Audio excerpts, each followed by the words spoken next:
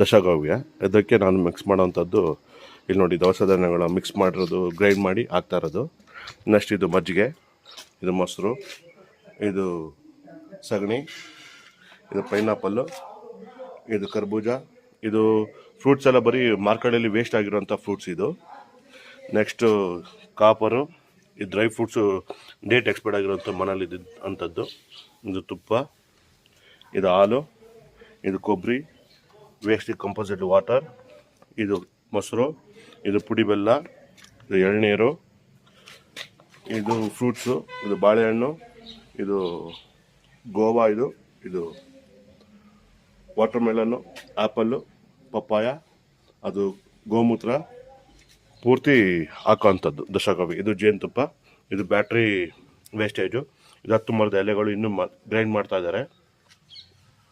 ಇದು ಪುಡಿ ಬೆಲ್ಲ, ಆರ್ಗಾನಿಕ್ ಬೆಲ್ಲ ಇದು.